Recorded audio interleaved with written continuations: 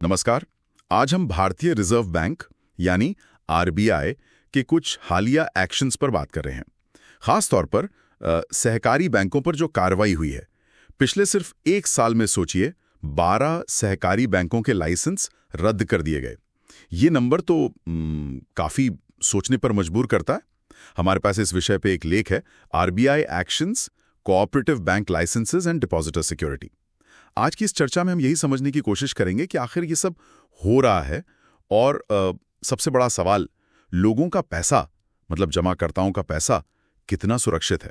तो चलिए शुरू करते हैं।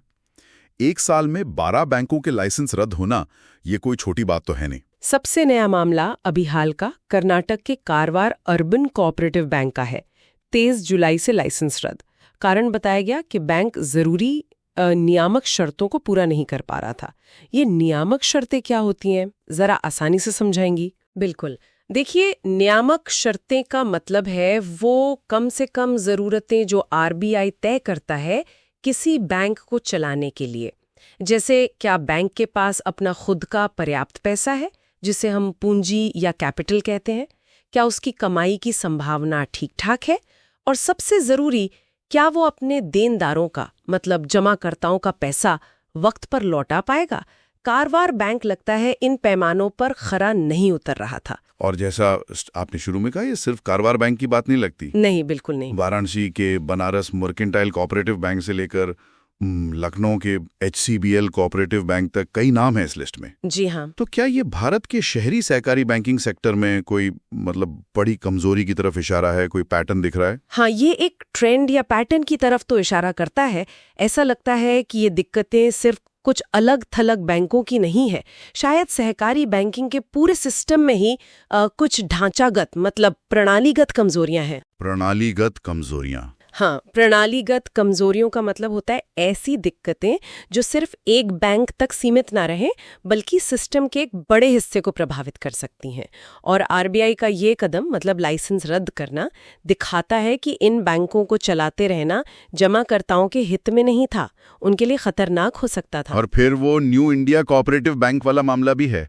वहां लाइसेंस तो रद्द नहीं हुआ पर हाँ, वहां कथित तौर पर करीब 122 करोड़ की धोखाधड़ी की बात सामने आई। बाप रे। उसके बाद आरबीआई ने उस बैंक पर कड़ी निगरानी लगा दी, जिसे हम पर्यवेक्षी प्रतिबंध सुपरवाइजरी रिस्ट्रिक्शंस कहते हैं। मतलब बैंक के कामकाज पर कड़ी नजर। ये सब सुनकर तो भाई आम जमाकर्ता की चिंता बढ़ना लाजमी है। पैसा कितना सेफ है, यहीं पर डीआईसीजी का रोल आता है ना? हाँ बिल्कुल। Deposit insurance and credit guarantee corporation यानी डीआईसीजी, ये एक तरह का बीमा कवर है। इस स्कीम के तहत हर जमाकर्ता को हर बैंक में 5 लाख तक का बीमा मिलता है। 5 लाख तक। हाँ। इसमें मूलधन और ब्याज दोनों शामिल हैं। जी हाँ, मूलधन और उस पर बना ब्याज दोनों मिलाकर 5 लाख रुपए तक का कवर मिलता है। तो अगर कोई लाइसेंस्ड बैंक मान लीजिए डूब जाता है तो डीआईसीजीसी ये सुनिश्चित करता है कि हर जमाकर्ता को कम से कम 5 लाख तक तो वापस मिल ही जाए। अच्छा, तो कारवार बैंक के केस में आरबीआई का अनुमान है कि करीब 93% जमाकर्ताओं को उनकी पूरी रकम डीआईसीजीसी से वापस मिल जाएगी। ये तो काफी अच्छी बात है। हाँ, ये एक बड़ी राहत है उन जमाकर्ताओं के लिए जिनकी जमा राशि 5 लाख या उससे कम थी। लेकिन ये पैसा मिलता कैसे है, मतलब प्रक्रिया क्या है और कितना टाइम लगता है इसमें? देखिए, डीआईसीजीसी का लक्ष्य तो ये होता है कि जैसे ही बैंक बंद होता है या उसका परिसमापन शुरू होता है। परिसमापन मतलब बैंक को बंद करके उसकी संपत्ति बेचने की प्रक्रिया। हाँ बिल्कुल। तो उसके 90 दिनों के अंदर बीमा की रकम का भुगतान कर दिया जाए। लेकिन इसके लिए बैंक को पहले अपने जमाकर्ताओं की पूरी लिस्ट और उनके दावों की जानकारी डीआईसीजीसी को देनी होती है। उसमें थोड़ा समय लग सकता है, 90 दिन। ठीक है, तो 5 लाख रुपए तक की जमा राशि तो सुरक्षित है डीआईसीजी कवर के कारण। लेकिन अगर किसी का पैसा 5 लाख से ज्यादा जमा है तो उसका क्या होगा? हाँ, ये एक महत्वपूर्ण सवाल है। 5 लाख रुपए से ऊपर की जो भी रकम है उसकी वापसी निर्भर करती है परिसमापक पर। परिसंपापक ये कौन होता है? ये अदालत द्वारा नियुक्त किया गया एक अधिकारी होता है जिसका काम होता है बंद हुए बैंक की जो भी संपत्ति बची है उसे बेचना और उससे जो पैसा आए उससे देनदारों का पैसा चुकाना। तो 5 लाख रुपए से ऊपर की रकम तभी मिलती है जब बैंक की संपत्ति बेचकर पर्याप्त पैसा वसूल हो पाए और ये वसूली कितनी होगी, इसमें कितना समय लगेगा, इसकी कोई गारंटी नहीं होती। ओहो, मतलब ये प्रक्रिया लंबी और अनिश्चित हो सकती है। हाँ, ये अक्सर लंबी खींच जाती है और ये भी पक्का नहीं होता कि पूरी अतिरिक्त रकम वापस मिली जाएगी। ये बैंक की अपनी वित्तीय हालत पर और उसकी संपत्ति की क्वालिटी पर निर्भर करता है।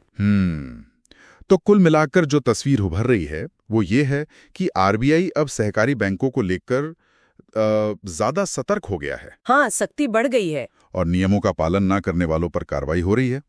डीआईसीजीसी 5 लाख तक तो एक मजबूत सुरक्षा देता है, लेकिन उससे ऊपर की रकम के लिए जोखिम बना रहता है। बिल्कुल सही समझा आपने। संक्षेप में यही कहा जा सकता है, आरबीआई सहकारी बैंकों की सेहत पर कड़ी नजर रख रहा है। डीआईसीजीसी 5 लाख तक तो कवर देता है, जो एक महत्वपूर्ण सुरक्षा है, लेकिन उससे ज्यादा जमा पर जोखिम है और वो बैंक की संपत्ति वसूली पर निर्भर करेगा। ये दिखाता है कि आरबीआई अब कोताही बरतने के मूड में नहीं है। बिल्कुल, और ये शायद जरूरी भी है बैंकिंग सिस्टम में भरोसा बनाए रखने के लिए। तो अब हमारे श्रोताओं के लिए एक सोचने वाली बात छोड़ जाते हैं।